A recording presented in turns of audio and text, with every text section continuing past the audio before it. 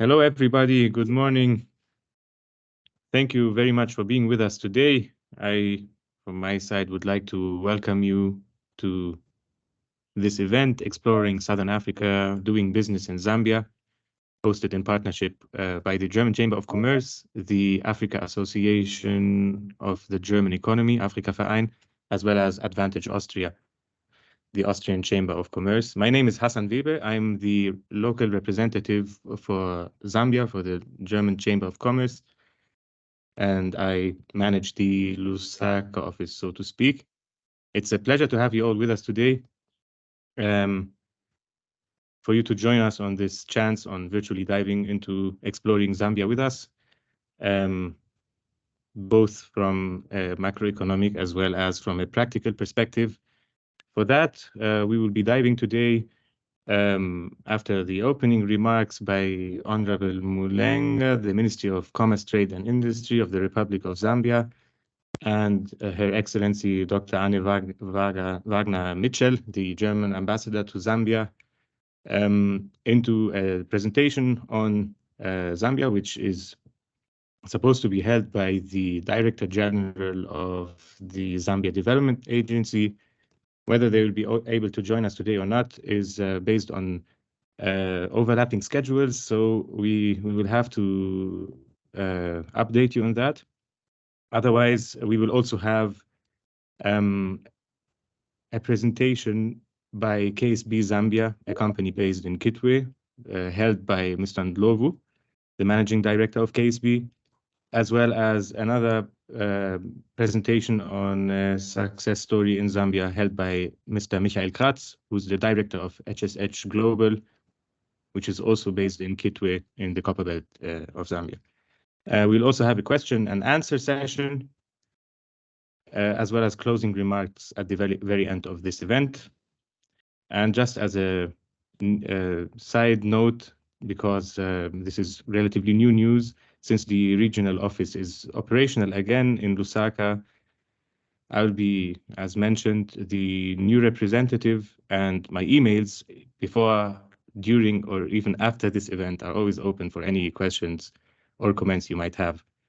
So yeah, without further ado, I will hand over now to my colleague from the Africa Association, the Afrika-Verein, Ms. Wiebke Polonka. Thank you very much, Hassan, and a very warm welcome from my side here at Afrika-Verein. My name is Wiebke Polonka. I'm the Senior Manager for Southern Africa, and I'm very delighted to see so much interest in Zambia this morning.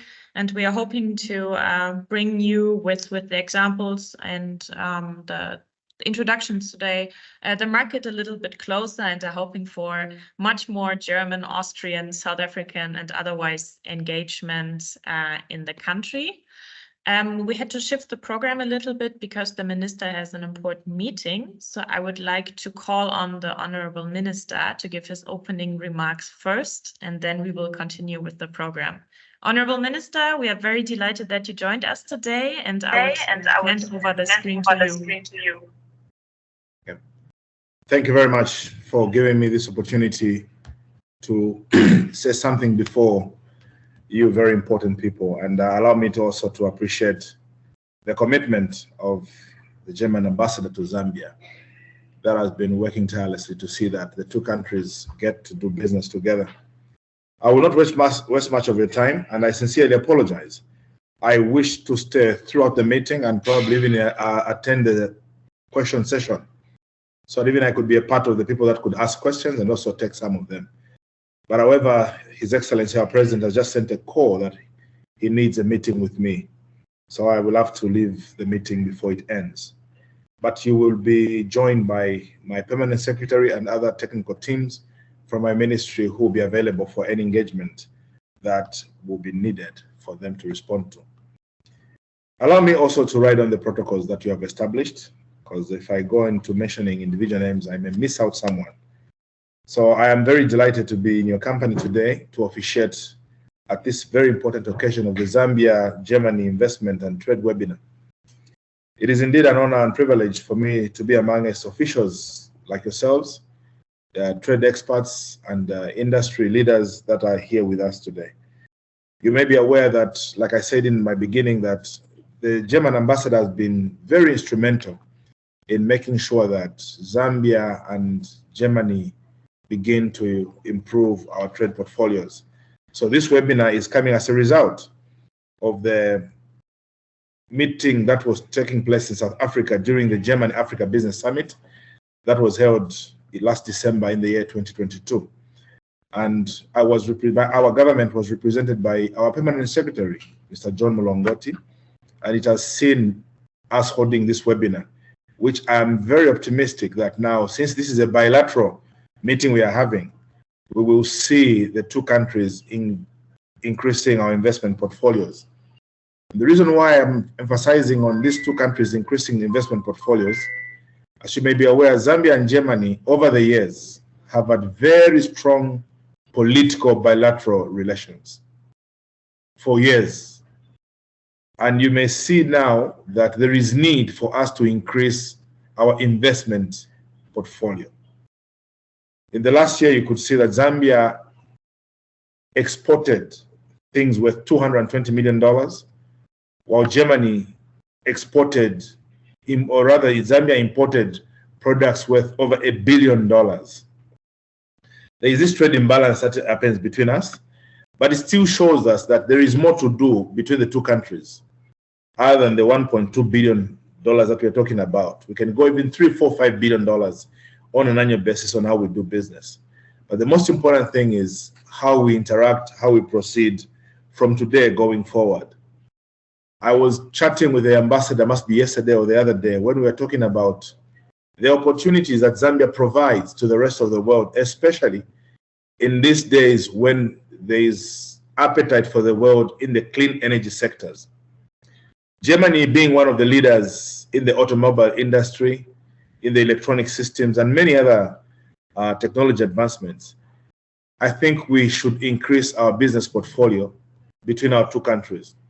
I have seen in the last few months, 6, 7, 8 months, where other leading countries in technology have come to my country. They've invited my country to do presentations, signing memorandums of understanding, and how we can have offtake agreements in the raw materials. There's some raw materials which will find themselves feeding into the industries that the German government, public, private sector are looking forward to having in their industrial development. These are critical minerals. So we look forward to see how we can increase our business portfolio between yourselves and ourselves in this area to start with. And my government, through the president's pronouncement, has settled for developing value chains on how we can improve the living standards of our people. And in this regard, we are talking about in the automobile industry, where much of the raw materials going forward, because we are moving from fossil fuels into the clean energy sectors, we can see how we can develop the value chains. We may not give you the fully processed materials, but it will not hurt to start from somewhere where we can provide you even with semi-processed materials. We have got the copper, we've got the cobalt, we've got the lithium, we've got everything. So now with the value chain that we have developed, what can we do with Germany?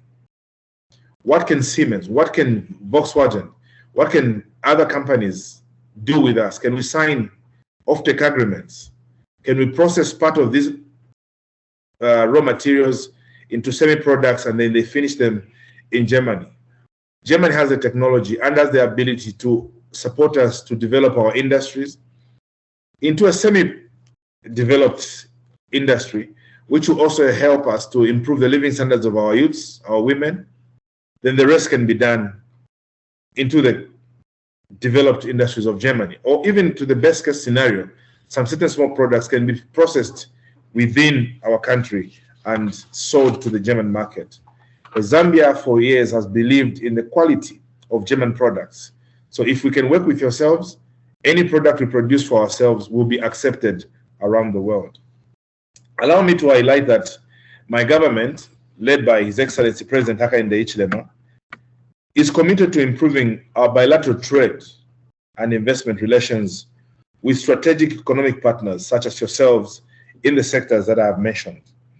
Government's current policy direction, as enshrined in the 8th National Development Plan, is focused on increasing productivity and production of all levels in all sectors, with emphasis on local value addition, which I mentioned earlier. But you may be aware that the raw materials we have, we need to find a way now of aggregating them. Mineral evaluation, mineral quantifying, how much copper do we have, how much gold do we have, how much lithium do we have. And to do this mineral evaluation, mineral segmentation, we need to further explore.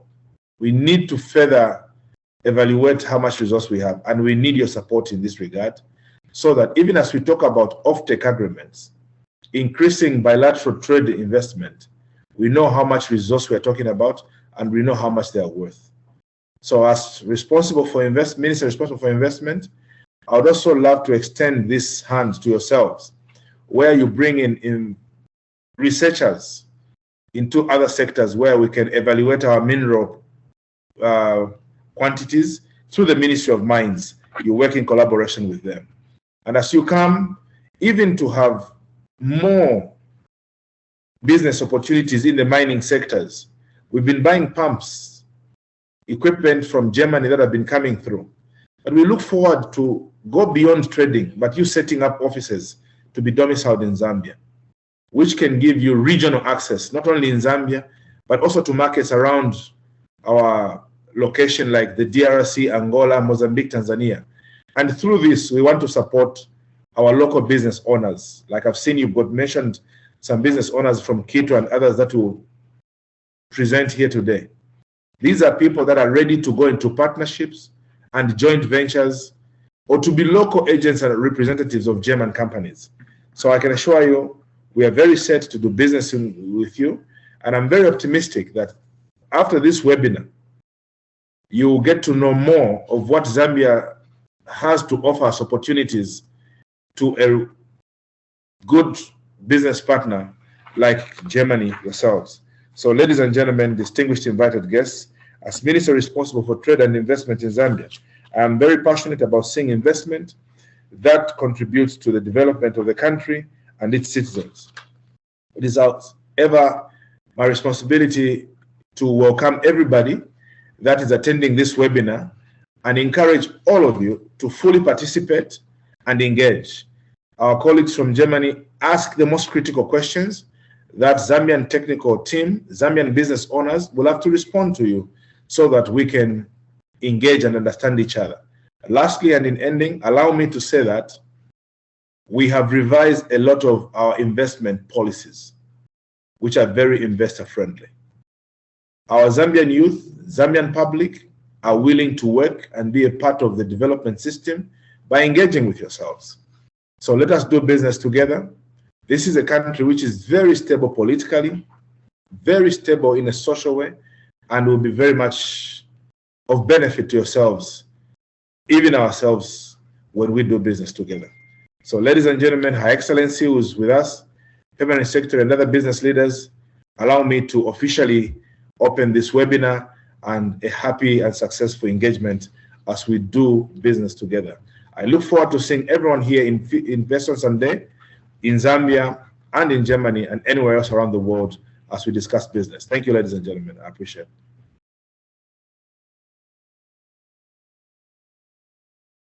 Thank you very much, Honorable Minister. I think this was a great welcome, and I really believe that there's more and more German companies who are now turning to Zambia, and with engaged ministries who show commitment like you do today, I think it's a no-brainer that there will be more German companies coming to Zambia. And not only Germany, but we also have an Austrian partner with us today.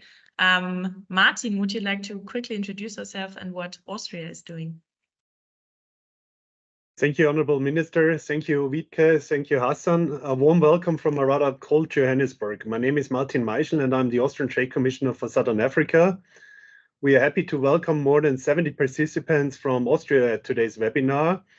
Zambia has lately become a beacon of hope within Africa, with its rich reserves of natural resources and a rapidly expanding consumer market, presents a compelling arena for Austrian businesses to invest and forge mutually beneficial partnerships. Likewise, Austria's technological innovation, precision engineering, and its expertise in various sectors offers Zambia the chance to leapfrog its industrial development and create a diversified economy. Together, we can harness the power of this collaboration to elevate our nations to greater heights, spurring job creation in Zambia, knowledge exchange, and a sustainable development. I would really like to thank our organizing partners, especially the German South African Chamber of Commerce and Industry, the Afrika-Verein der Deutschen Wirtschaft, the Zambia Development Agency, and especially Your Excellency Minister Chipoka Mulenga for taking time out of his busy schedule to participate in today's webinar. And without further ado, I would like to now hand back to Wiebke, and again, say thank you so much for the cooperation in organizing this webinar. Thank you so much, Martin. Hassan, would you like to take over? Yes, thank you, both of you. Thank you, Honorable, also for your gratitude and for your insightful remarks. I'd like to hand over now to Her Excellency Dr. Anne Wagner-Mitchell, the Ambassador of Germany to Zambia, for her opening remarks.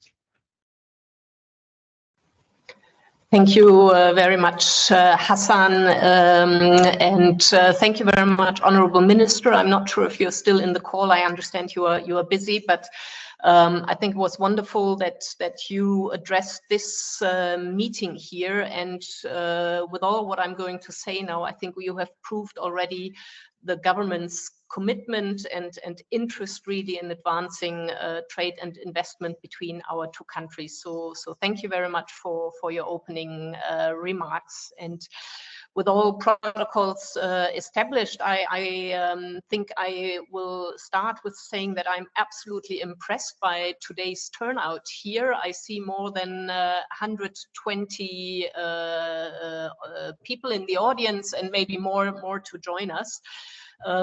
This is a massive interest, and I think rightly so. I think it is really a result of the many positive developments that we have witnessed here in Zambia, in particular since the change of government in 2021, 2 years ago. And it is, of course, it reflects really the economic opportunities that can be found in Zambia, and the minister has touched on a few of them already.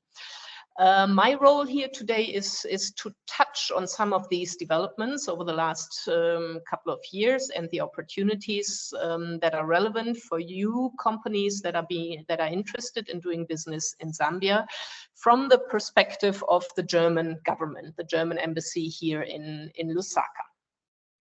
So when the new president Hakainde Hichilema came into power 2 years ago, I think it was very clear from his early pronouncement that his vision was not only about strengthening the rule of law in the country and the respect for human rights, but also about creating really an enabling pro-business and pro-private sector environment.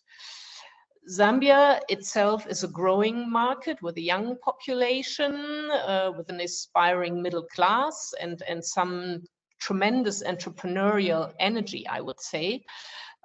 Maybe Zambia's own market size of around 20 million people is not big enough and may not provide sufficient demand required to really exploit the economies of scale and generate low-cost competitive production. But as the minister has said, Zambia is usually described as landlocked, but we refer to it as land-linked. It has a huge market of around 200 million people around it by the neighboring countries, DRC, Zimbabwe, Angola, Namibia, you name it. And the president himself, actually, he began his term by immediately referring to himself as Zambia's chief marketing officer. And he and his government are very, very active in strengthening regional ties through diplomatic visits and generally promoting greater and easier trade and investment within the Southern African region. So it's really worth looking at Zambia, not just as Zambia as a country, but as a hub for the entire region. So as I said from the beginning, there has been a very strong and high level consistent messaging from the government about the importance of harnessing the private sector for economic growth and job creation. And we as Germany, but also as part of the EU, we want to support the government's economic agenda, not least in view of exploiting and exploring chances and opportunities for our own country, so that we in the end end up with win-win situations both for Zambia and Germany and other EU countries like Austria. To this end, we are trying to step up our diplomatic diplomacy, and we had several big events here in the last 18 months. For example, in May 2022, we had here a very big EU-Zambia economic forum. And earlier this year, we had a more specialized EU-Zambia pharmaceutical forum, both big events with a very, very big attendance, including from Zambia's chief marketing officer, i.e. the president attended both events, addressed the audience, and really made it clear Zambia is open to business and investment. Zambia is also back on the international trade fair map. One of the most important regional trade fairs here is the Agri-Tech Expo, which is an annual event in the area, obviously, of agriculture, state-of-the-art solutions to the farming community. And this year, we had a record number of 18 German companies exhibiting here live in Zambia at the Agri-Tech. They are supported by the German Federal Ministry of Agriculture. They have a program facilitating the participation in international trade fairs, and the Agri-Tech is really one that our ministry, our government focuses on to provide introductions to German companies here in Zambia. The agricultural sector is, I think, apart from the mining sector, which the minister alluded to, surely one of the sectors here where we see enormous potential for growth. All these events, the business fora I mentioned, the trade fairs, but also webinars like ours here today, are key to getting the message out about the opportunities in Zambia. And I'm really glad we're having this opportunity here today. There have been some major investment pledges from other countries in the last year or so. The minister alluded to them already, and maybe we will hear more from his technical team or ZTA, for example, in the mining sector.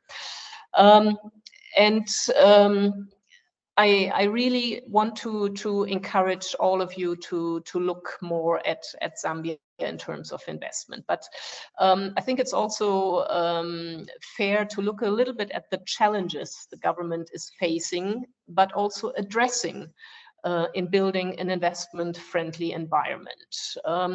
You may have heard that the current government has inherited from the previous government an unsustainable level of debt. However, the government has been working very hard over the past 2 years, both to get its own house in order when it comes to public financial management, when it comes to spending money, and to secure a debt restructuring deal with its creditors. And as of today, we are almost there. We are hoping that this will be finalized in the next few weeks. And when this debt restructuring deal is done, then we envisage that the cost of capital, which is a true challenge here in Zambia, will go down, significantly go down, hopefully.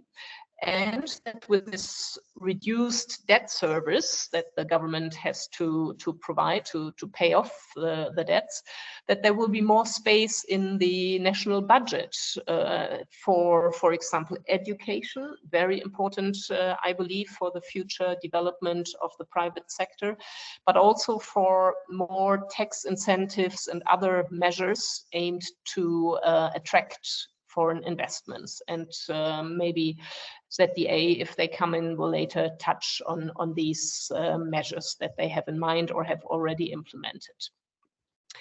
Another challenge that is currently being tackled and probably does not come as a surprise is the area of corruption, which is generally perceived worldwide to be a major obstacle to fair competition and private sector growth. The new president is really fully committed to fighting corruption. His zero tolerance stance on corruption is not just a mere lip service. He really means it. The problem, of course, is that a lone voice is not enough to fight corruption. You need really a whole army, meaning you need to onboard the entire civil service, not just those in charge of procurement, but also those in charge of issuing licenses and permits and so on. And this will, I think, take some more time. We do see much increased activity of the Anti-Corruption Commission here and the law enforcement agencies.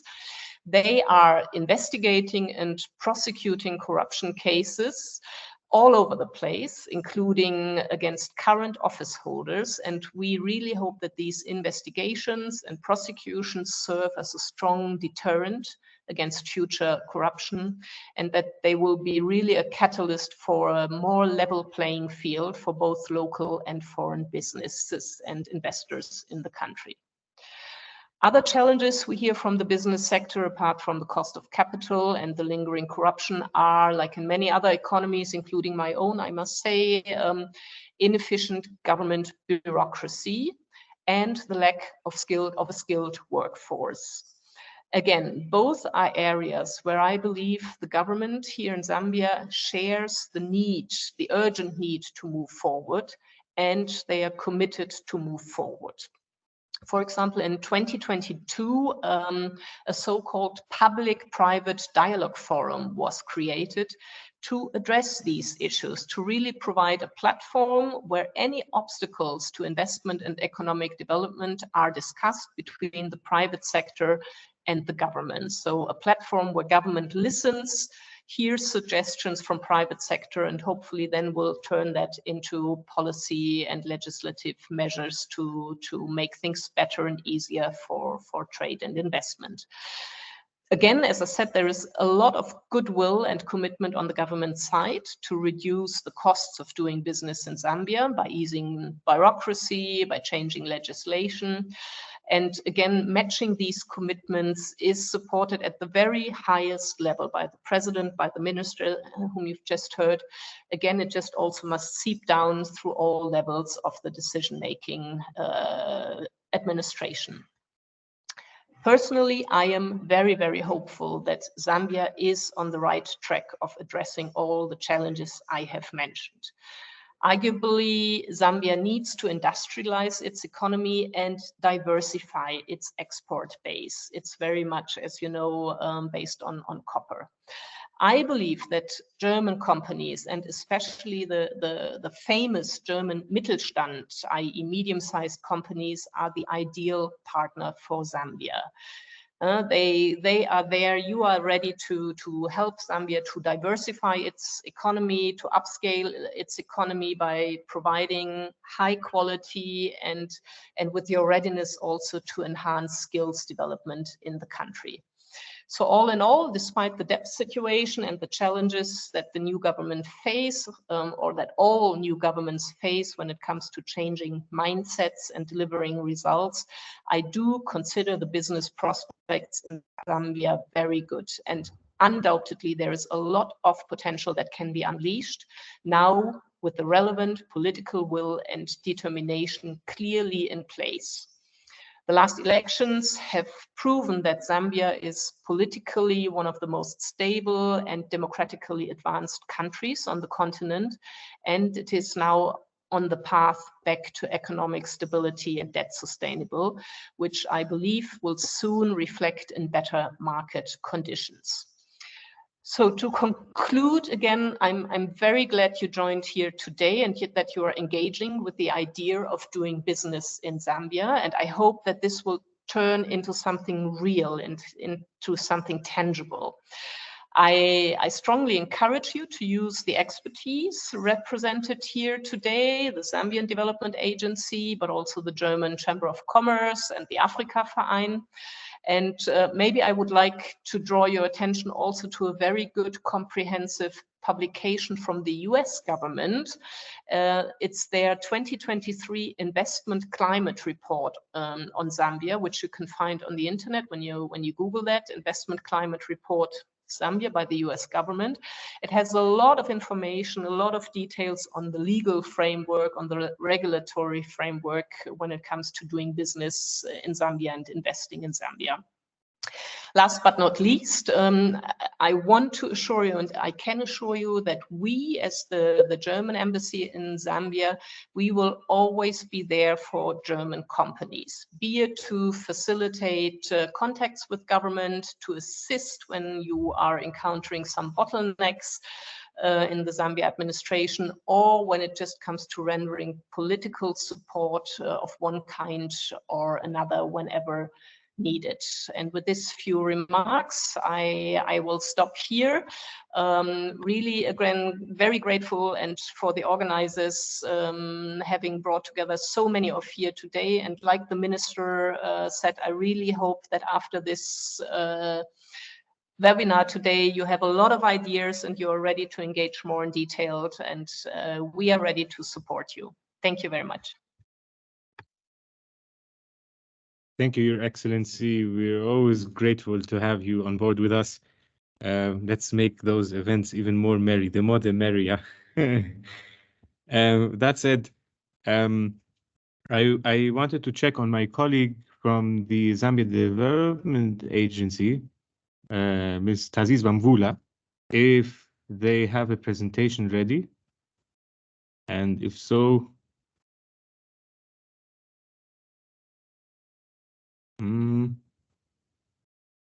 Tazizwa? Okay, there might be some network problems. In that case, yeah, there you are. Tazizwa, can you hear me? Hello, Hassan. Can you hear me? Yes, yes, I can. I just wanted to. It's not stable. Yeah, I've noticed. I just wanted to ask if the presentation is going to be hard from your end regarding the network issues. Maybe I can present something in return. Okay, I would propose that perhaps you could start, as we've been trying to normalize the network. Yeah, so maybe we'll just need a few more minutes, but rather than hold the meeting, I would suggest that you go ahead and present, and then I'm sure by then we'll have a more stable connection, and then we can make the presentation. I hope that's okay. fine. In that case, interrupt me anytime during the presentation once you're ready. All right. And then I'll hand over to you. As for the participants, just so that you know, this presentation is supposed to just give you a general overview on the Zambian economy, as well as some market opportunities, economic opportunities that can be covered. Let me see if it worked. Yeah, I think you should be able to see my screen now. All right, so I'll just as an overview real quick about the Chamber of Commerce here in Southern Africa, what we do. As you can see, we cover a majority of Southern African companies. The companies that are part of South Africa, which are not highlighted in the map, probably have their own chamber or their own delegation. And since 2016, the office for the Chamber of Commerce here in Lusaka, the capital of Zambia, has been operating. We promote bilateral relations between Zambia and Germany, provide local market information and a local network for interested German and Zambian companies. It goes both ways after all, as part of our business services. And our main industries, the ones we focus on, are mining, agribusiness, water and energy, renewable energy, tourism, as well as manufacturing.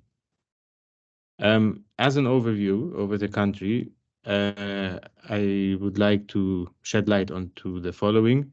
Zambia has an area almost twice as big as Germany at 752,000 kilometers squared, and a population of 20 million people based on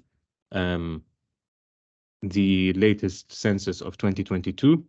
English is the official language as lingua franca here, alongside the local languages of Nyanja and Bemba,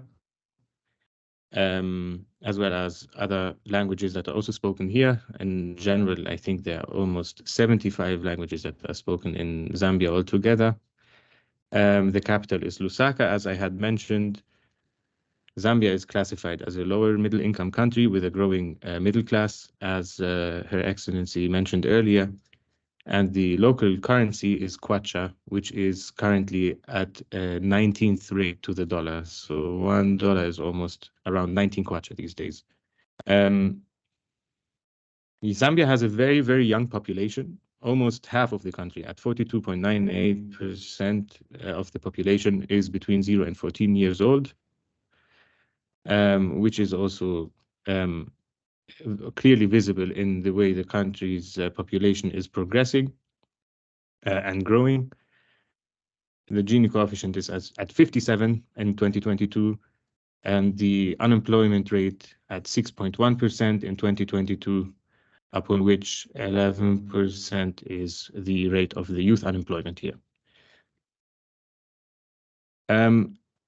Some key economic and trade data that we would like to share with you would be the key sectors that Zambia, first of all, houses.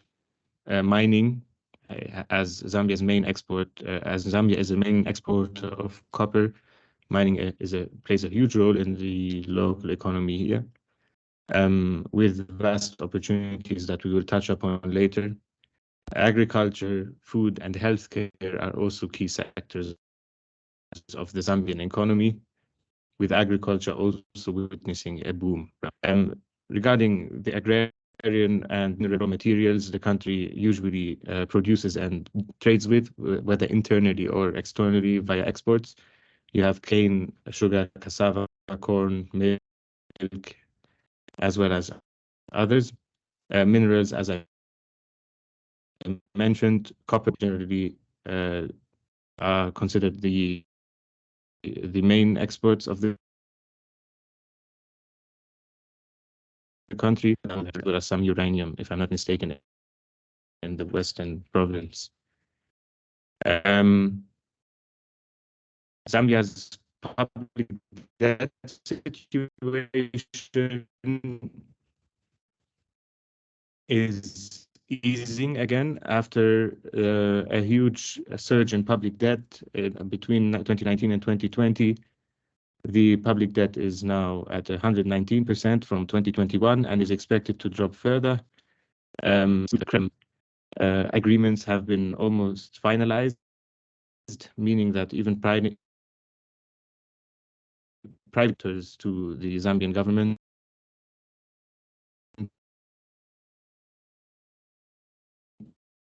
will enter the country. There's a huge relevance on copper mining and agriculture development, especially in mining. The president had, through his national development tons of you can also see a graph of the GDP development of kindly note that the minus 2.79% were due to times as the country had been strong. Okay, some overview over the trade relations between Germany and Zambia.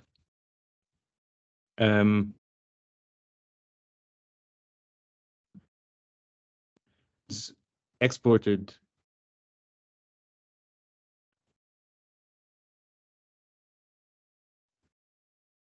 into Zambia Hassan? have mostly I'm sorry, you're breaking up. Maybe you want to switch off your been video covered so we can by, hear you better. yes.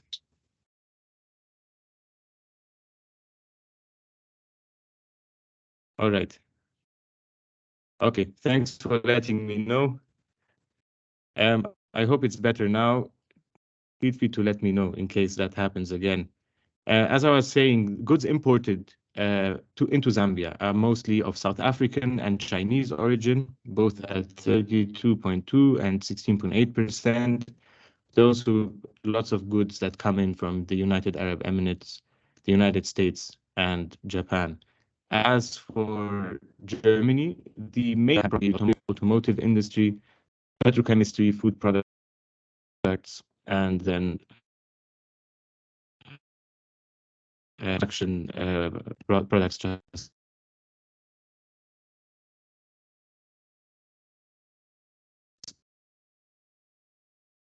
engineering services provided. That was at 70.3 million euros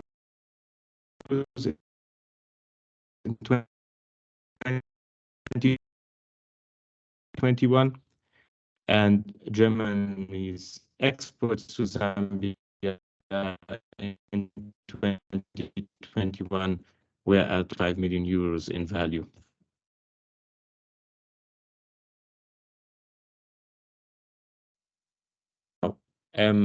Diving into the action steps that are being taken to overcome the current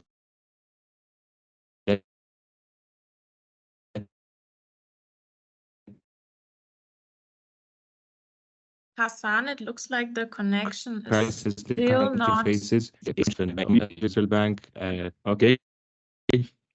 The connection is breaking up, but I saw that the colleagues from ZDA joined again.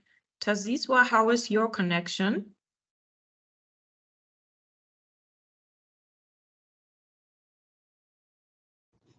Hi, can you hear me?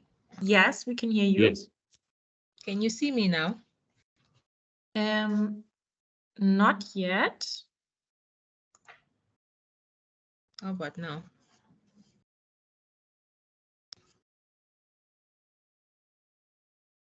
Not yet.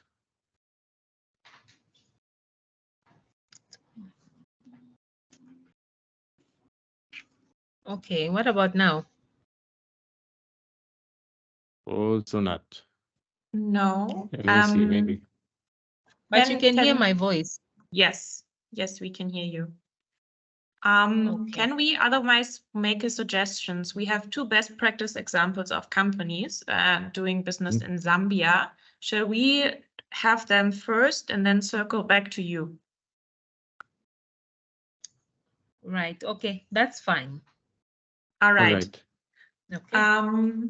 So I would like to call I would like to move over to our best practice examples, because we talked a lot about theory, about opportunities and potentials, and now we would like to hear from companies on the ground. So I would like to call on Kanyembo from KSB to tell us what KSB is doing in Zambia, what your experiences have been, and what can you share with our participants today. Kanyembo, are you there? Yes, I am. Thank you very much for your introduction for this webinar today. Yes, thank you very much. I think I will switch over to our presentation. So just give me a couple of seconds as I connect.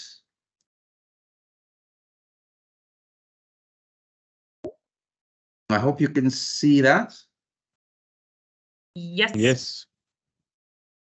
Okay, let me take off my video first so that I can preserve my bandwidth. 1 second. You can still see this presentation? Yes, if you can put it in full screen mode. Yes, I certainly will. 1 second. There we go. Yes, Sorry. wonderful. Can you see it? Yes, go ahead.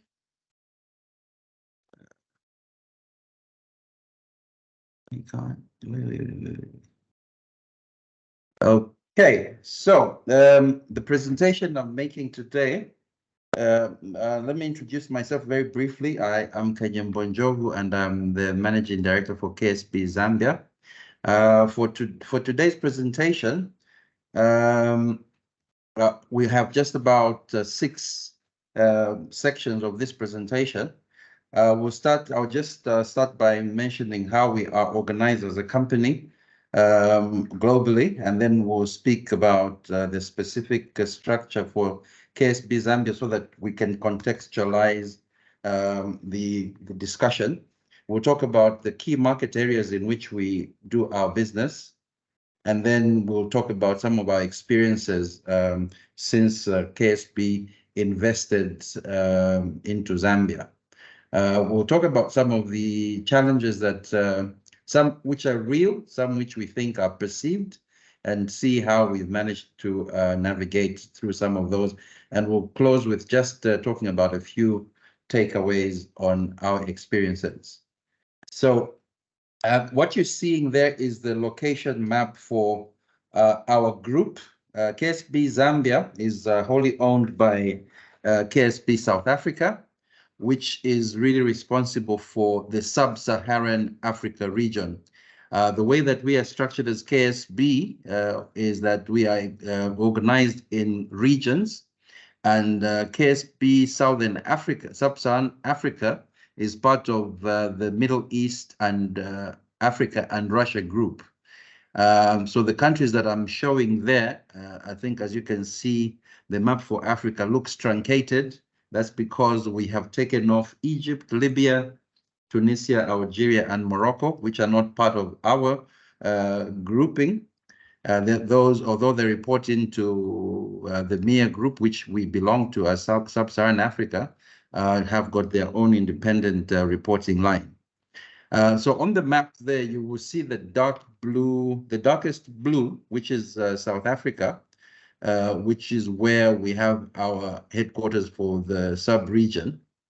Then you will see the light, the slightly lighter shade of blue, of which Zambia is a part, indicates that there are existing KSB companies. So you do have KSB Namibia, KSB Angola, KSB West Africa, which is in Nigeria, and you also have KSB Kenya, which is responsible for East Africa.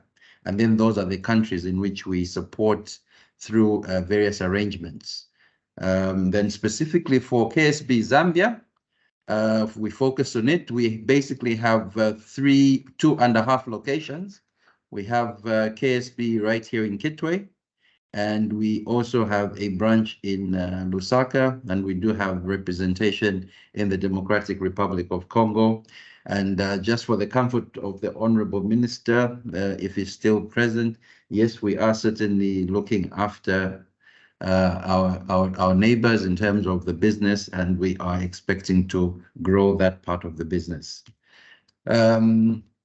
So like I indicated, the high-level structure is that we have our head office operations in Kitwe, which really run with the accounting, the human resource, the logistics, the IT, the compliance issues, etc. And within the same premises, we have our Kitwe branch, which is responsible for all sales activities, mainly on the Copper Belt and the Democratic Republic of Congo. For the Lusaka branch, we mostly support the farming community, the industrial, and the building services clients. And then, of course, like I indicated, we have DRC, where we operate through a distributor that we have appointed. So the pictures that I'm showing is just to indicate the sort of structures we have. We have a showroom in Lusaka, because we do hold quite a bit of stock to improve services to the communities or to the businesses that we support. And we have a large warehouse and workshop there as well. So if I now go to the market areas where we are present, of course, as you know, Zambia is quite heavily dependent on mining.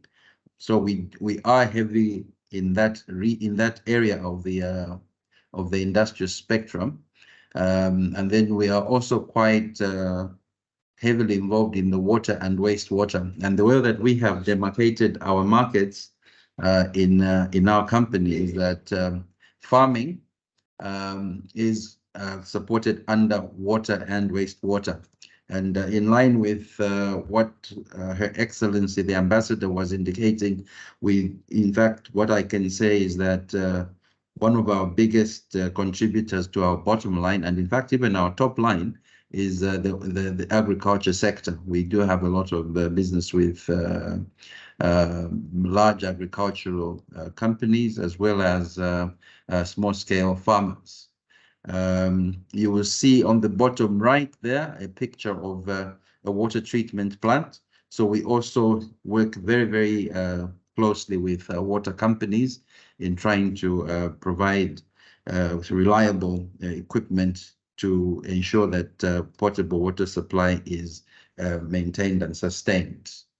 So those are the two key market areas that we have in our portfolio.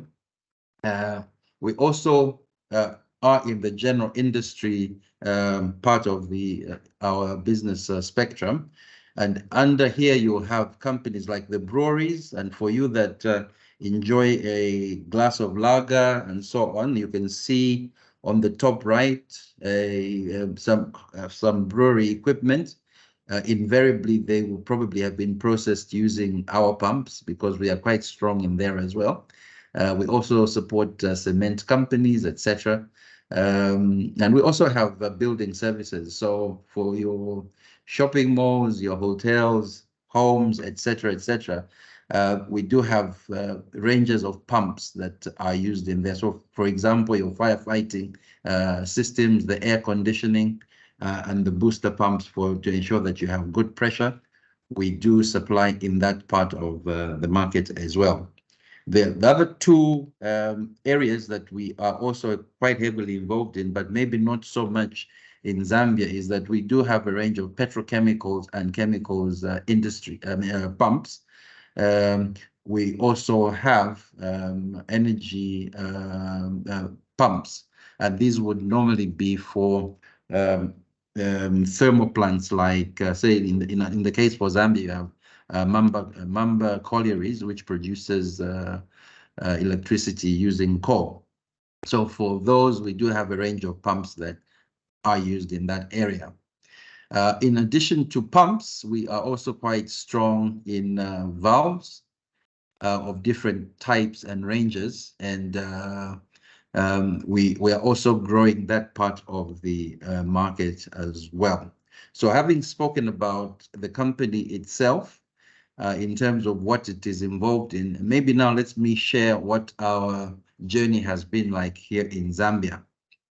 So I have titled this slide, "The Recent Journey of KSB in Zambia," is because I'm starting from a point where now KSB was a lot more visible, because KSB has been associated with Zambia for a lot longer. Because if you go around in a lot of installations, you will find KSB pumps, but I think that would have been done using other ways of distributing rather than the current model that we're using, which is having a local presence. So in relation to what I've just said, in 2016, KSB in South Africa appointed a company here in Zambia called Aqua Africa as its official dealer, and it was seen that it would be more prudent in 2017 that maybe a more committed presence would serve the interests of the customers better. So that in 2017, KSB Pumps South Africa acquired the majority shares in Aqua Africa and transformed this into KSB Zambia to be responsible for Zambia as well as the Democratic Republic of Congo. And at that point, then there was a creation of these two branches, one here in Kitwe and the other one in Lusaka. And from 2018 to date, the company has been investing quite a lot in especially in its aftermarket capacity. We have workshops at both Kitwe and Lusaka, where we are equipping continuously. Every year we are improving the capacity of those service centers so that we can support our customers a lot better in the aftermarket area. And in 2021, KSP Pumps SA acquired 100% of the shares in KSP Zambia. So that is where we are currently, in that it's now fully owned by KSP. So with all of that, we have picked basically 2 KPIs to share with you in terms of what it is that we can now grade the success story that we believe we are in this environment.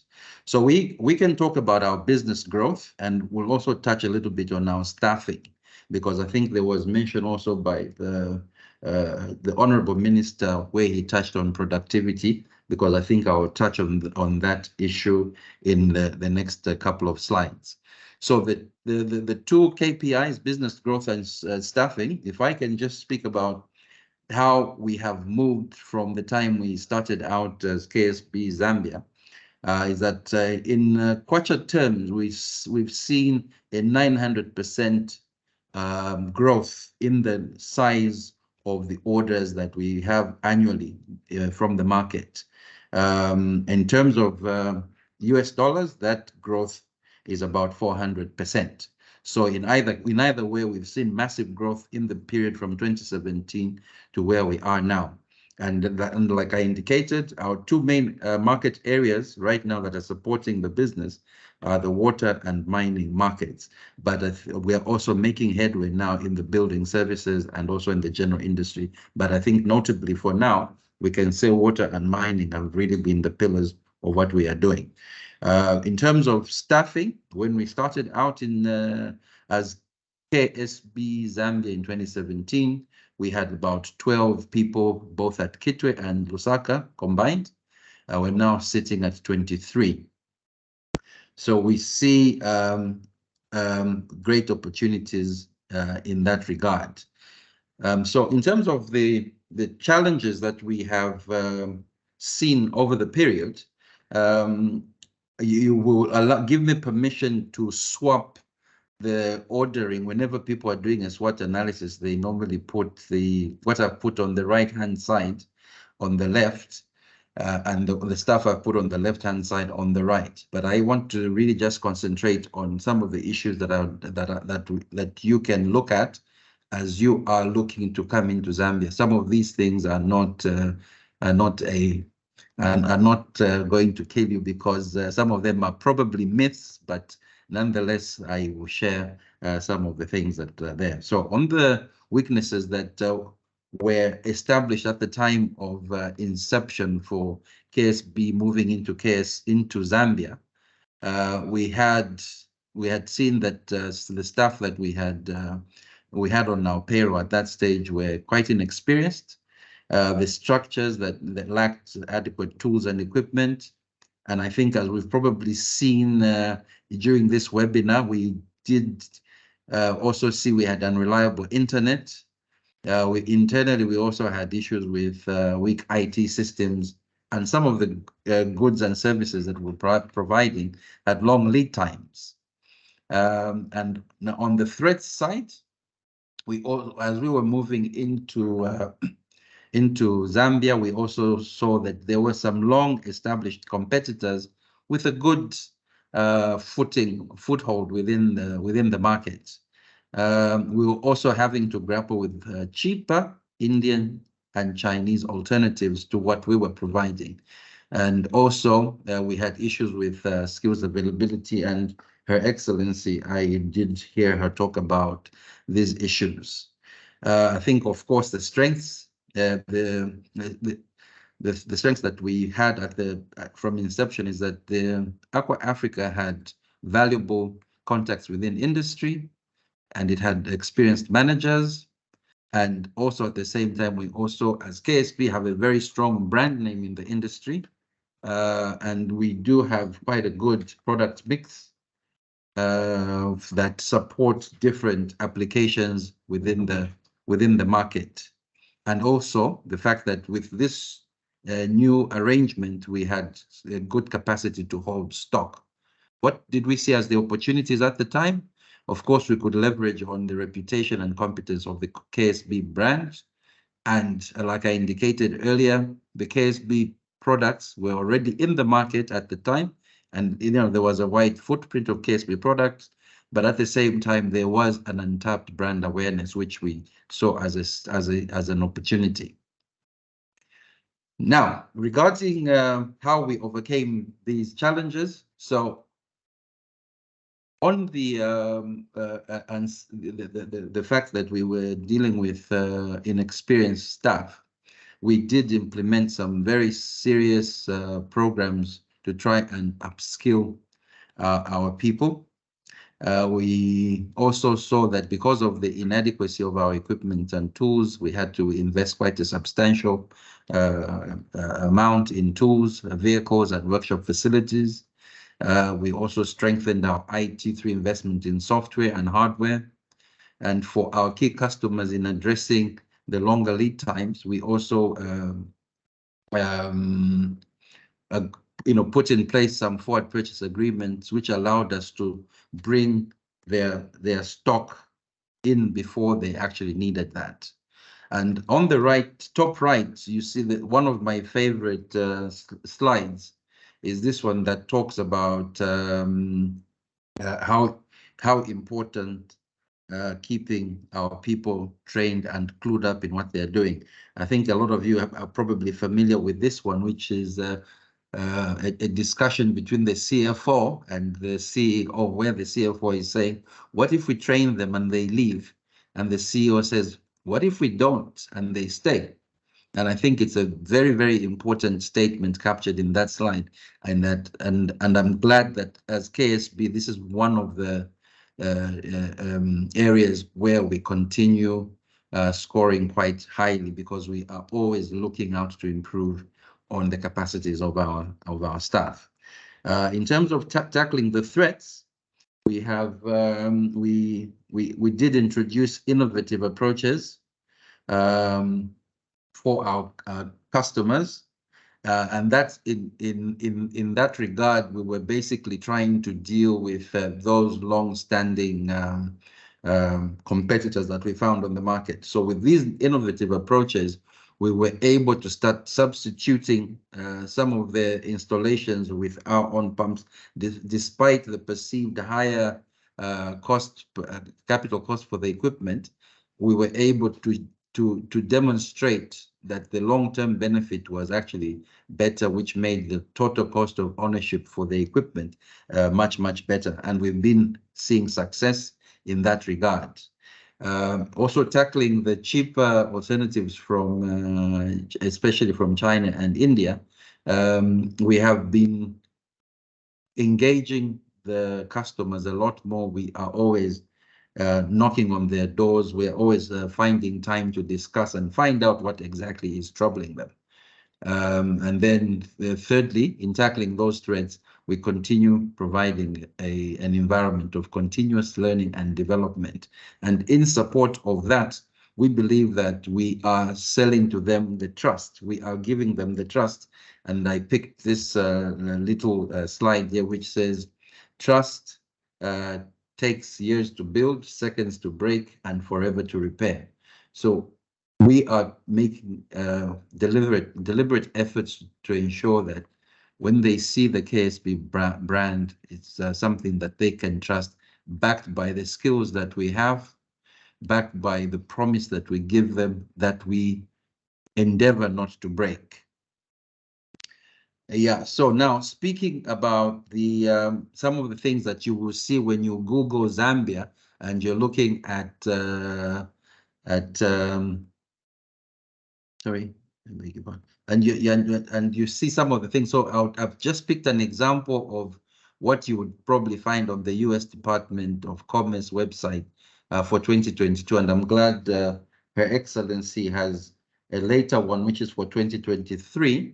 This is what you would have seen for 2022, that Zambia has the following market challenges. One, it says, despite low nominal wage, the country has high actual labor costs. driven by low productivity and generous benefits. Number two, that according to the Extractive Industry Transparency Initiative, EITI, noted that Zambia's minerals tax regime has changed 10 times in 16 years, an issue that mining companies say disincentivizes investment and exploration. And third but not least, I think Her Excellency touched on the issues of the perception of corruption, that at that stage, Zambia was ranked 117 out of 180 countries in the Transparency International's 2021 CPI, and that was a fall of 4 places since 2012 at inception. So how do we see this as people practicing as businessmen here in Zambia? First and foremost, I think there is, in our view, there is no substitute for a robust and competent management to deal with the particular issue. So if we look at each one of those three in turn regarding the low nominal wage, I think when you look at the earlier statistic I shared, we increased in dollar terms the order intake by about 400% from 2017, and in kwacha terms by 900%. And when you compare that with the staffing went from 12 to 23, which is like doubling. But in terms of the actual business that we've been able to generate, we've more than made up for the increase in the staff. We've managed to increase their productivity. And that is due really to the processes and systems that we have in place and the competent management that is generally available to KSB. Secondly, I would like to echo what item number 2 says, where if we have too many changes to regulation, instability in the policies does affect the mining companies. And in our case, we are quite reliant on the mining industries, and that, especially for the copper belt, has affected us in the sense that the mining industry, the mining companies that we have been struggling lately, and that has been seen in terms of the reduction, in terms of the orders that we have there. But because of our recognition that these things do happen, we have looked at other ways of making sure that we continue growing the business. So, for example, whereas we would have been relying on the new business, the new pump business, right now we are concentrating a lot on servicing the existing pumps that they have, which is also proving to be quite good in the sense that it is keeping us quite busy. We've also tried to go into other markets. Agriculture on the copper belt is not as big, but it's a growing activity, and we have been growing that part of our portfolio. Thirdly, one of the issues that we are cognizant of as a KSB, and KSB, the mother company in Germany, has certain obligations, especially when it comes to do with corruption. We have a very, very strong compliance system, which is anchored on training and more training and more training. So, for example, every year, all our staff are passed through online training, and they take a test on compliance issues to do with the code of ethics and so on. And that becomes like a certification that you know and you are aware. And so far, it has had the desired impact in that all our staff, whenever they are dealing with these issues to deal with what can be perceived as not ethical practices, we always flag that and we discuss among ourselves and say, okay, no, we're not going to do this, we're going to do Y. And I think in the long term, it's given the company credibility within the marketplace. So this is the last slide, and this I want to share our key takeaways. Basically, I just have 4 that we've been able to pick up. We believe that there is no substitute for focus and consistency, because you see, for us to be able to achieve the growth numbers that we've had to do, we needed, first of all, of course, to put in place a robust strategic plan, stick to it. But I think more importantly is to get the cultures of the people that are here to be in line with also the mother company, but recognizing that we have certain differences in the way that the cultures exist. But I think at the end of the day, we have had the focus and the consistency to be able to build the culture that has been desired, and also the consistency that we desire. The second takeaway, apart from, is that we need to be part of a community. We cannot exist as an island. And for that reason, for example, internally, we are part of the bigger KSB, so we do rely heavily on what we get from our mother company. But also within the community here, we do try to participate in various different activities. And also, our membership, say, with the German business chamber in Lusaka, that allows us to see what else is going on. Our interaction with the Engineering Institution of Zambia, our interactions with even the Zambia Association of Manufacturers, in certain times we do associate with them. So we believe that the more we communicate or participate or be part of the community, that helps us. The picture that you see there is the picture that we took last year during the celebration of the 150 years of the existence of the global KSB company. What we did there is we went and donated some beddings at this orphanage that is in Kitwe, so that they felt part of us because they're very near to our offices. The third takeaway is that innovation provides advantage. And I think if you heard what I said, we have to deal with a number of cheap alternatives to us. But when we are innovating, we find that people stop looking really at the capital cost, but they start looking at what are the what is the utility of what KSB is offering. And I think that has helped us quite a great deal, even in this environment where we are. Last, but probably most importantly, and I think the Honorable Minister touched on it, and I'm glad also Her Excellency, the Ambassador, touched on this, is that as KSB, we can confidently say that so far the journey has been worthwhile. And what gives us even more impetus to continue investing in the country is all the good sounds we're hearing from His Excellency himself, the President, and also from the Minister. You heard all the things that are happening, adjustment to regulations to ensure that business is being put in the right place. And on our part as KSB, we continue investing in people, in infrastructure and equipment, because we are confident that we are in the right place. And on those remarks, I want to say thank you for your attention, and over to you. Thank you, Mr. Ndlovu, for the presentation. I'm just looking at some questions from the chat addressed to you. There's a question from Mr. Weinert, Horst Weinert, who asks, where have you found is the best source of technically skilled individuals in Zambia to sustain the growth that you are so quick to achieve with your high productivity?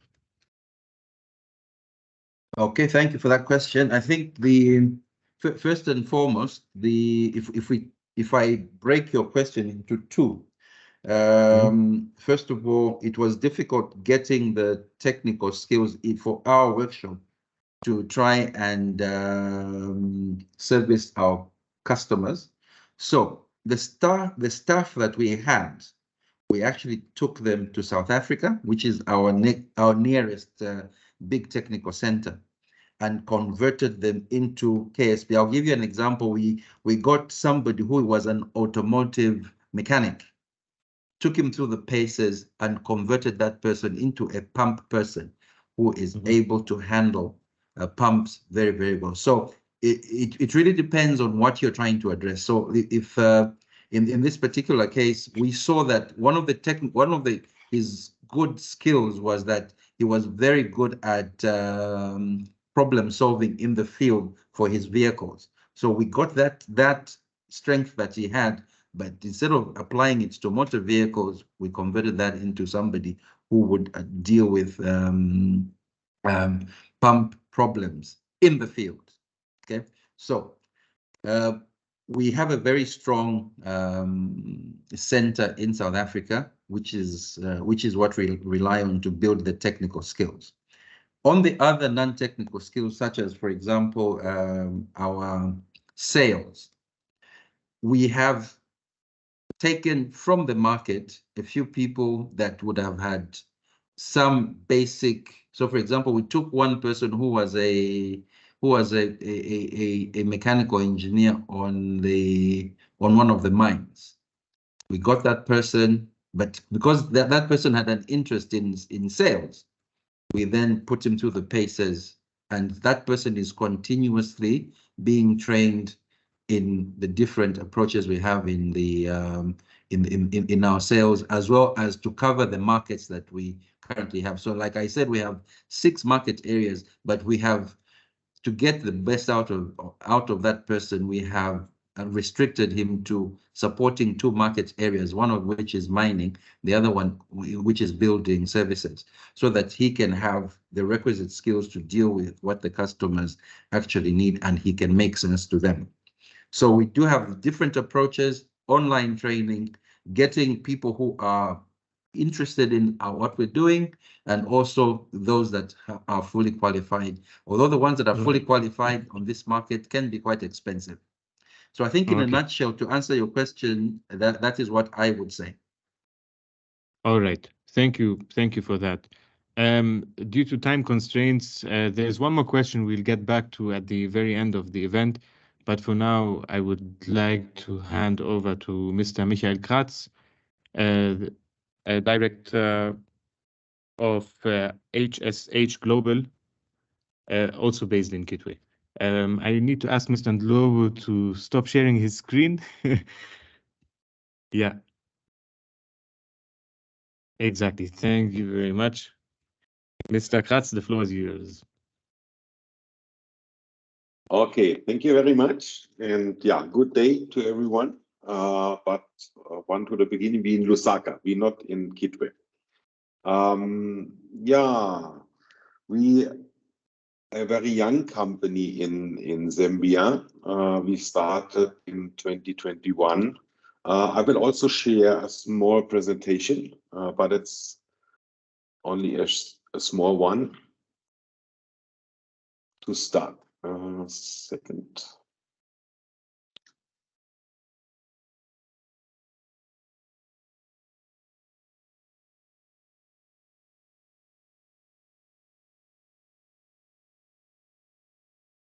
So you can see my presentation.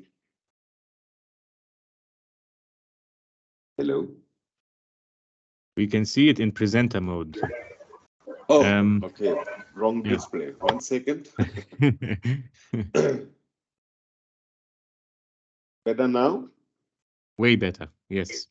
Okay, yeah.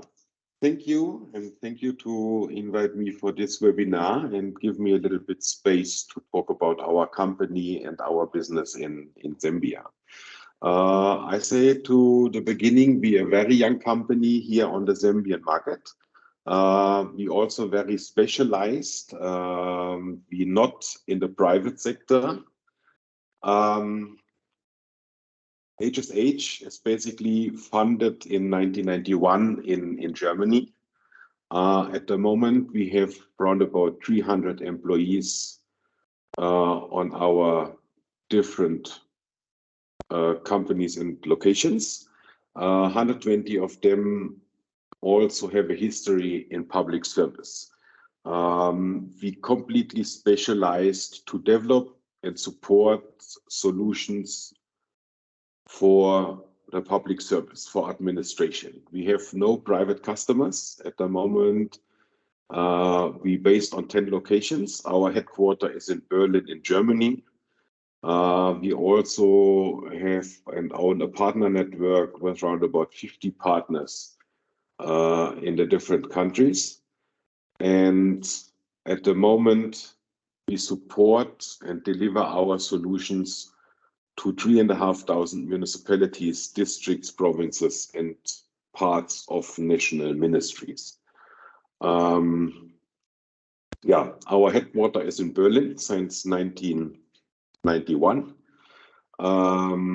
We in South Africa since 2012, and as last company that we started here in Zambia since 2021 as HSH Global Software Zambia. Yeah, year of funding, HSH Global Zambia is 2021.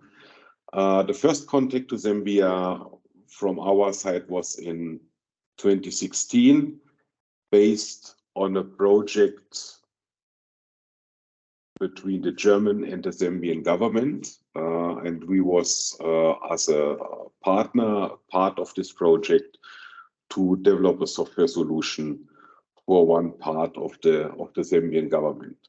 At the moment, I say to the beginning, we more a startup. That's a little bit different to the company before. We have 3 employees in Lusaka at the moment. Until end of this year, we will grow to 6, and end of 24 is the plan to grow to 12. For us, it's important a substantial growth. One of our company's strategies and policies is to run on a long-term commitment in Zambia.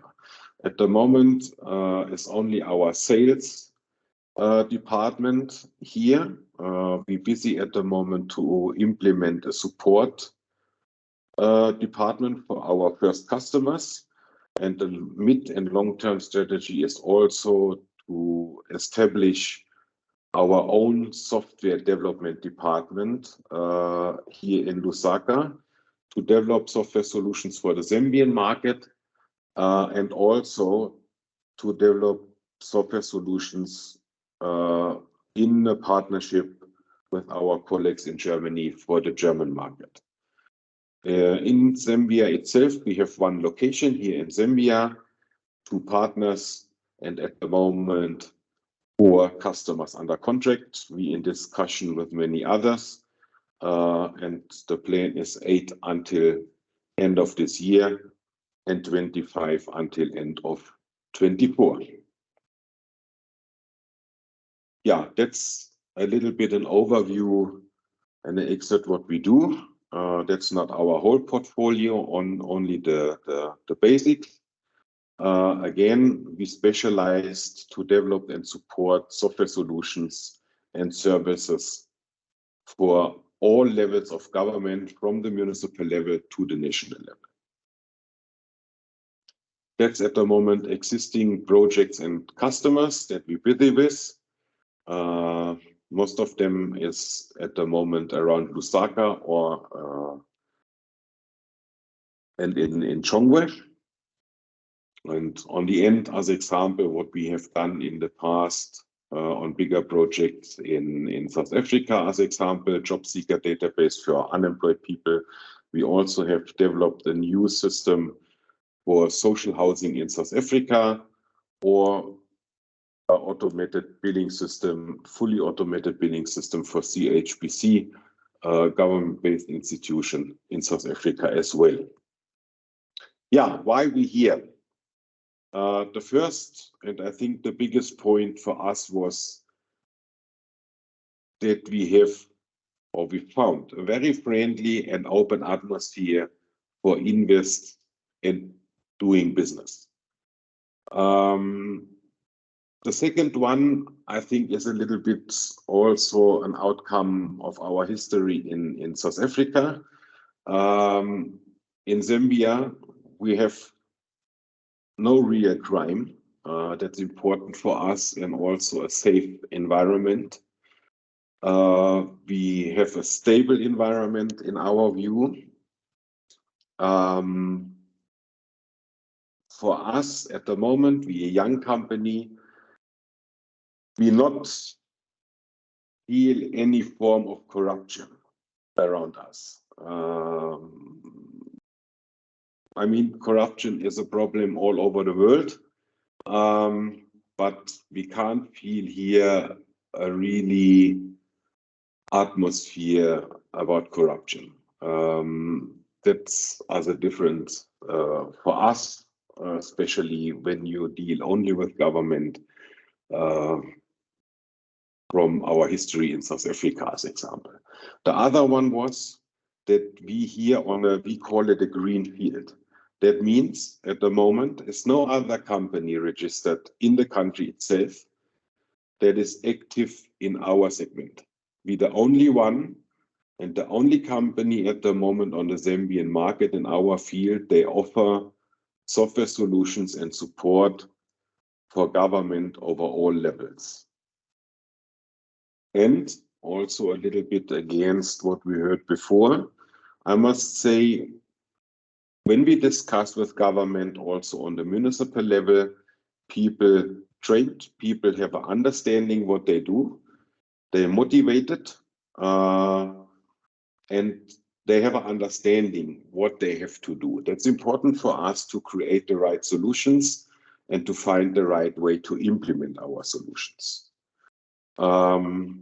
And as an outcome, what we have learned in the last year, it's very important here in Zambia also to have a local presence that you can deal and support to local conditions, and also to create trust and to demonstrate that you're on a long-term commitment to invest in Zambia. Yeah, and our midterm strategy is also to implement again a development department here for the local market, and also for our development for the German market. As a result, we also supported by the Ministry of Local Government. They're very open for invests like this, and they also support us. We also in discussion with the universities. Our strategy is that we train our people by ourselves. That means our employees all going to Germany to train and to work together with our colleagues in Germany, and then they come back and work here for the local market. That's all. Not so much, but we a young company, and yeah, we're happy that we be here, and we every day success have for us is it a success after this short time on the market to have this context, to have this friendly atmosphere, and also to have for customers. To deal with government is always a long-term business, and our potential market is very limited. In Zambia, there are only 116 potential customers for us on the municipal level. And then I must say, after 1 year, the first year was not the best. We all was a little bit limited around the globe based on Corona rules to doing business. But after more or less a year active on the market with 4 customers is for us a big success. And our view to the nearest future to double or triple this customers is a really success for us. Thank you. Thank you very much, Mr. Kratz, for sharing your journey. And I think it's also quite interesting to have one established company like KSB and then a young company like yourself, so that we get... Are you still sharing your screen, by the way? So if you could close that. Really? Okay. Yes, we can see it moving. Moment, I must find the right button here. Okay. Too much display, right. Sorry. General friendly. Yeah, the ambassador also underlined your points of the friendly and safe environment. I posted it in the chat. Africa Verein and the AHK are also excited to experience that friendly environment during our business mission that we are taking end of September. So if there's interested companies here in the chat, I posted the link to the webpage where you will find a little bit more information. And Hassan and myself and our colleague Alexa we'll be very happy to provide you with more information. Now, I think there are no questions to Mr. Kratz. Thank you so much for your input. I would like to try and to bring the colleagues from ZDA again, Taziswa. Maybe you can give we now heard a little bit of what companies are doing in Zambia. Maybe you can give a quick overlook what other opportunities there could be. And I think we also had a colleague of you scheduled to make some closing remarks. Maybe we can combine the two aspects. Taziswa, are you there? Yes, I am. Can you hear me? Yes, we can. Okay, great.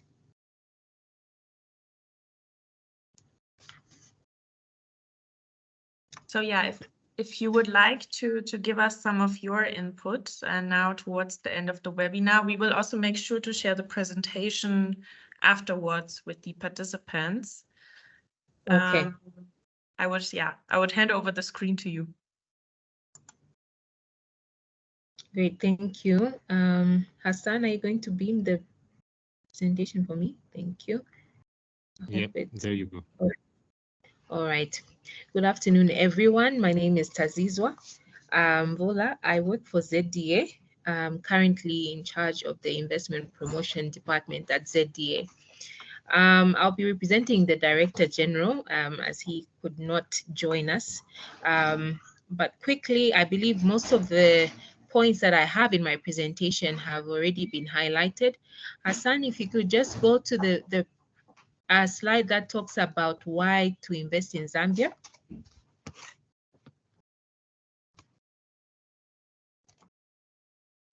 Can you see it? There yes, I can. The next slide, please. Right. So the previous presenter talked about how friendly the business environment, or rather the people are in Zambia. I just wanted to stress one of our key selling points as a country. We have enjoyed peace and political stability for a very long time, since independence. We've had 4 transitions of governments. Now we have the 7th president, and I think that's something worth noting for everyone on the call. Other important reasons why you should consider Zambia include the good leadership, the stability of the macroeconomic fundamentals. Of course, we do get some fluctuations from time to time, but nevertheless, it's just to tell you that the Zambian macroeconomic space is quite stable overall. The minister talked about how the government is putting in place some policy reforms. So yes, we want to create a conducive environment for private sector. As you know, we're a private sector-led country. And so as you can tell from the success stories, the reforms we have made have helped in a way make doing business in Zambia better. Another interesting fact about Zambia is our central location. This allows us to have wide market access, especially to the 8 neighboring countries, plus 1, which we like to refer to as South Africa. So rather than looking at us as landlocked, we're actually land-linked because we have this access to the many markets around Zambia. Hassan, we could go to the next slide, please. Okay, so this just stresses the wide market access we have. We belong to all these trade blocks, the SADC, COMESA, the African Free Trade Area, as well as the Tripartite Free Trade Area. Next slide, Hassan. So we just felt we could highlight this this graph just to show the trade currently between Zambia and Germany. And we can see from the graph that it is skewed, it's in favor rather of Germany. That means Zambia is actually importing more than exporting to Germany. And I had a quick check at the kind of goods that we are actually importing. It's mainly machinery and maybe finished products. You see, we have the minerals here, but from what I saw from the trade map, I could see that it was processed versions of some iron, some steel that I saw there, and I saw some electrical machinery as well. So that this graph basically tells us that there's a negative trade balance for Zambia. We are importing more than exporting, but we would like to see more of a balance between the trade between Zambia and Germany. And I believe this is one of the reasons why we are gathered in this webinar right now, to encourage more investment in Zambia and more exports from Zambia. Next slide, Hassan.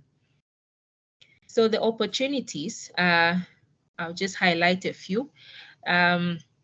For your noting, again, the Zambian government has identified priority sectors. These are sectors that we believe will significantly add or contribute to the economic growth of the Zambian economy. Amongst them are agriculture, infrastructure development, energy,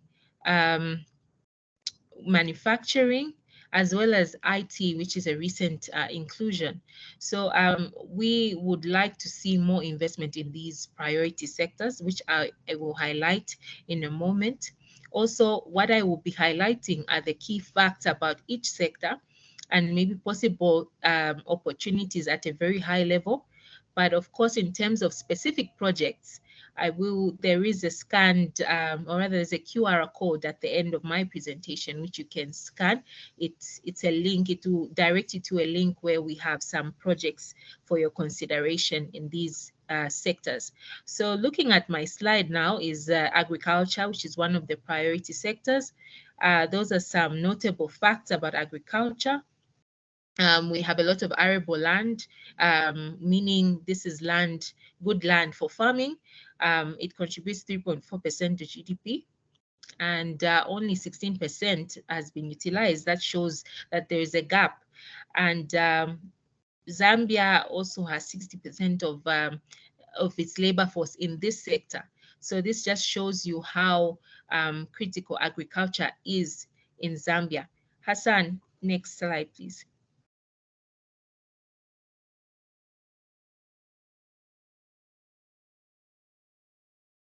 Another critical area we are to push the agricultural sector investment.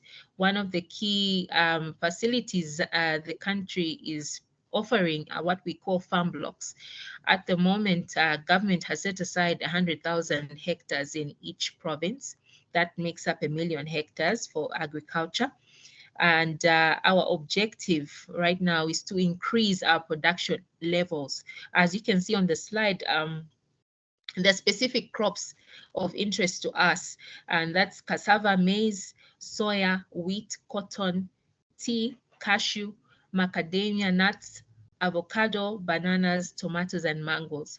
Also on the livestock side, we would like to rear more cattle, goats, sheep, which we already have, but of course we would like to increase the production of the same. So right now we are marketing 4 out of the 10 farm blocks which are ready for investment, which include Luena, Kalumwange, Kalungwishi, and Shikabeta. I can give more details on the current status of these farm blocks maybe after the meeting for those who might be interested. But basically, the government is providing basic infrastructure in these farm blocks to enable private sector to come in. They don't have to necessarily start from scratch because government may have put the basic infrastructure. We do believe from the facts that I talked about earlier on, we have a great potential in that sector. Next slide, please.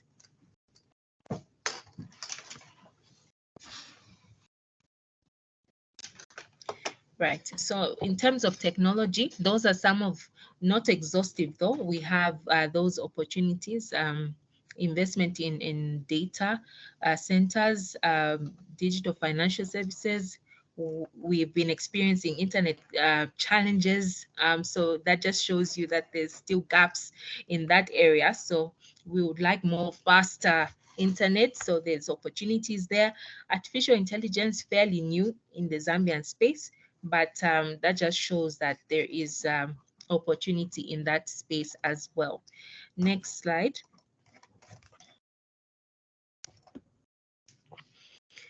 With regards mining, I'm not sure I mentioned mining, but mining and mineral beneficiation, or mineral processing, if you like, is very critical to us as a country. As you know, copper is our main mineral, but we do have these other minerals you can see on the screen. We have cobalt, which usually goes hand in hand with copper. We have gold, and those are the production levels as of 2022.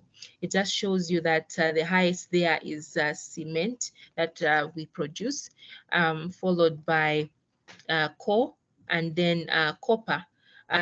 But we have discovered other minerals that are very strategic, such as lithium, especially in the electrical vehicle manufacturing space. And that is an area that we are currently exploring. We are calling on board private sector to come and explore the minerals, especially the lithium, because it's on high demand at the moment. Value is quite high. We're calling upon private sector to actually partner with us to explore the lithium deposits that we have, and also looking into mining as well as processing the same. So some of the opportunities there include exploration, like I said, so smelting and processing, engineering and mining services, as well as the EV manufacturing. So mining definitely is one key sector for us at the moment. Next slide. We have an ambitious goal to get to 3 million tons of metric tons of copper by 2030. This it comes with opportunities.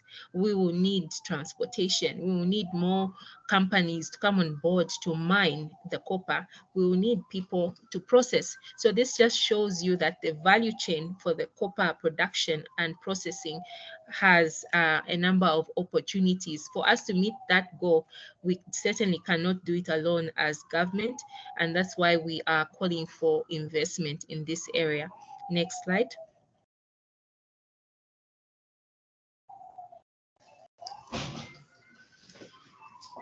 Okay, that slide is supposed to speak to the electricity sector.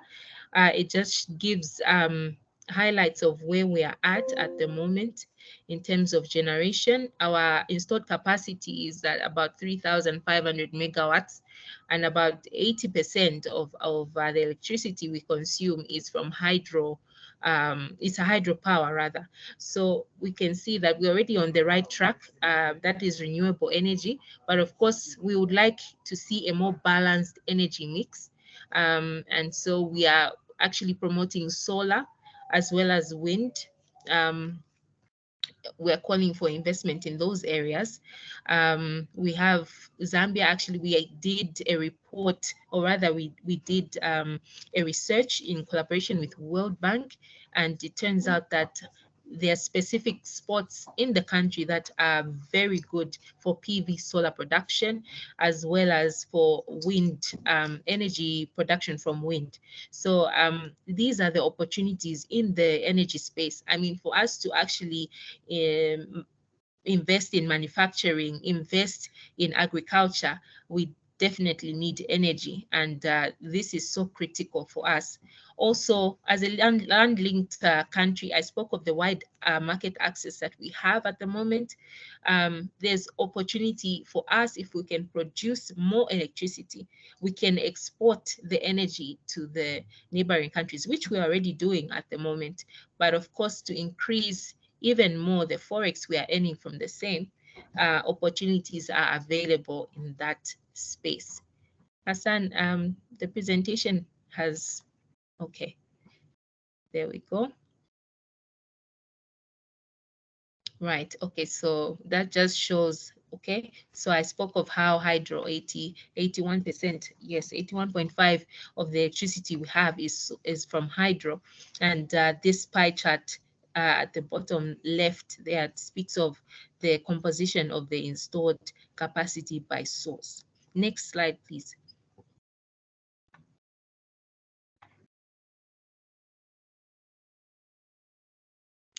Another important sector for us is tourism.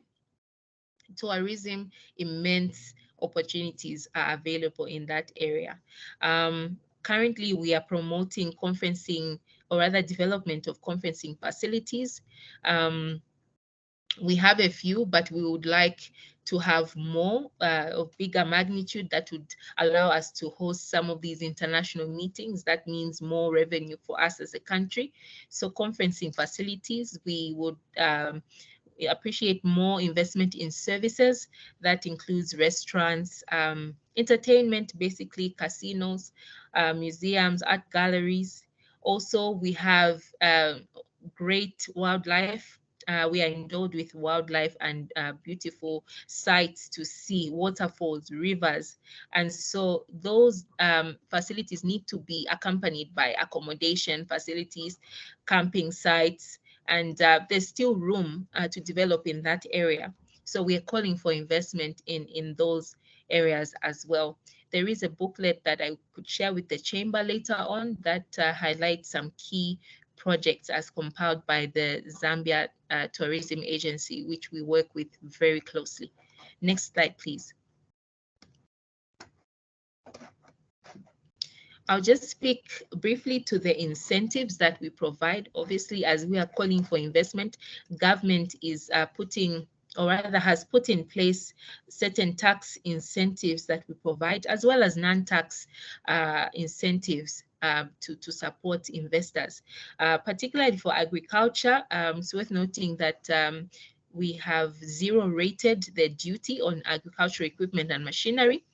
The tax that is charged on profits made from agriculture and agro-processing is at 10%, which is much lower than the tax charged on any other kind of company, which is pegged at 30%. But for agriculture and agro-processing, it has been reduced to 10% to encourage more investment in this sector. Other incentives include VAT refunds on exports, VAT deferment.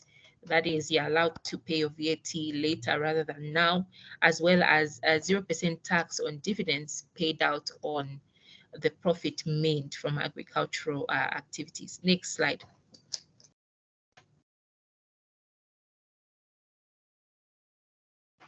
In terms of IT, right now, these are some of the incentives as of the last budget speech that was by the Minister of Finance. So previously, there were different taxes for different types of IT activities. So for example, the internet service providers had their own tax, and the telecommunication people also had their own tax, and it was tiered. But at the moment, we have a single corporate tax of 35%, which is a bit steep, but of course, we are still having reforms in that area. We're looking to bring it down. Also, we have zero rated the VAT and the customs duty on selected telecommunication as well as IT equipment. Next slide, please.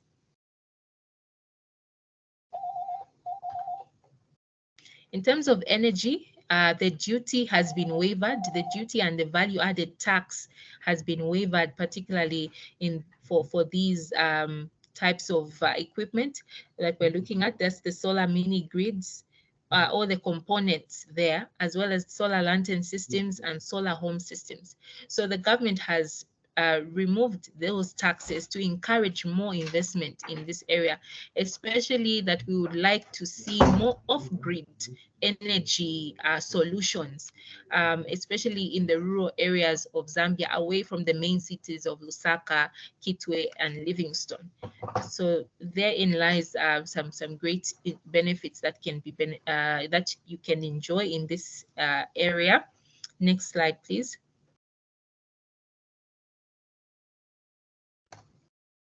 Other notable incentives include 0% import duty on raw materials not available. That's supposed to read not available in Zambia, and a 0 rating on duty on the capital equipment and machinery for a period of 5 years, accelerated depreciation on equipment and machinery, and 0% duty rate and VAT on construction materials for PPP projects. So PPP being private public partnership projects. So I said earlier, the government cannot invest on its own. We are a private sector-led economy, but at the same time, we're advocating for partnerships with government, that's the PPP, as well as amongst private sector, Germany companies partnering with Zambian companies. We would like to see more of that, and we're actually promoting that. Later on, I will provide rather the different tax, or rather the different minimum investment thresholds for different types of companies. It highly depends on the shareholding structure of their company. So just to give you an idea, for a company that is 100% foreign owned, in this case, Germany, most all the shareholders are from Germany, the minimum investment threshold at the moment is $1 million. So what we are saying there is this $1 million is a commitment you are making to us to say you are going to invest in a particular project over a period of 5 years. But this threshold, it reduces the more Zambian shareholding you have in your company. So that detailed information I will provide rather after this session. Next slide, please.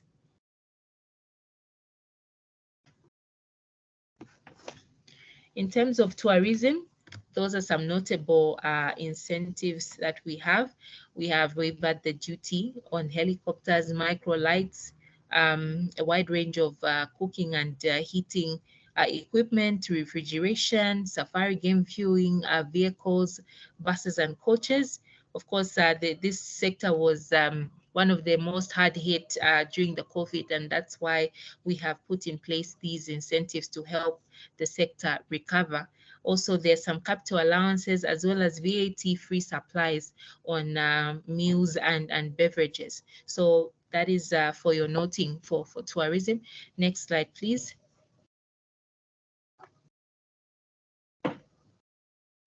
In terms of exports, I spoke of how we are trying to advocate for more exports from Zambia. Those are some of the incentives we are offering. Duty drawback and the 15% on non-traditional exports. The traditional export in this case is copper, which we export quite heavily, but we are trying to advocate for more exports of other goods, which we term as non-traditional exports. Next slide, please. Right, okay, so that marks the end of my presentation. I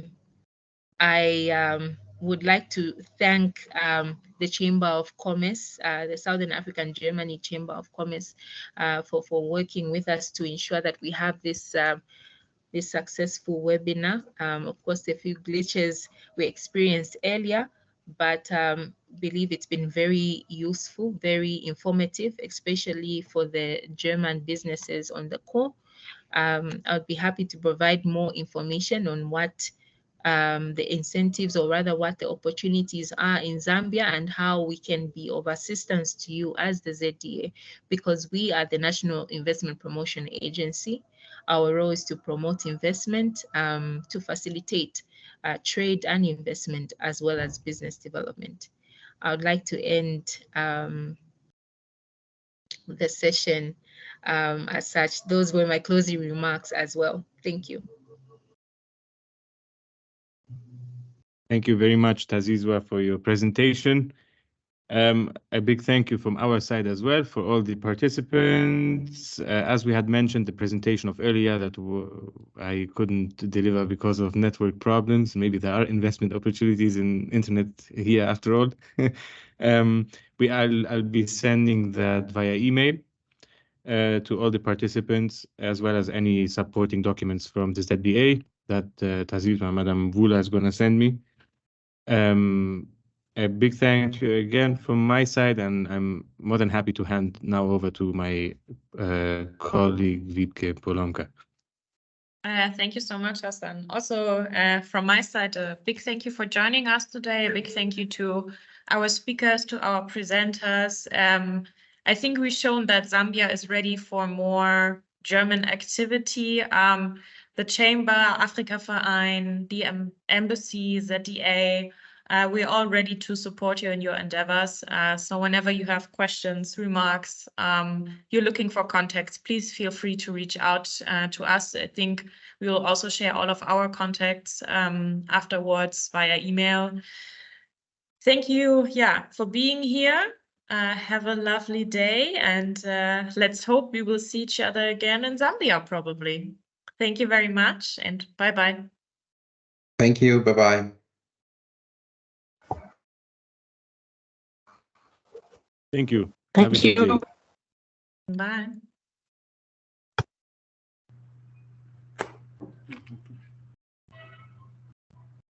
Thank you. Bye. Thank you. Bye-bye.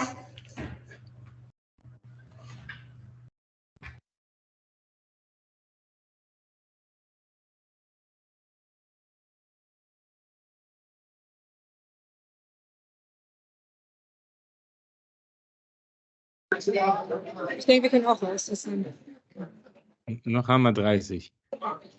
okay. Ich gehe so lange raus, ja? Ich rufe dich an.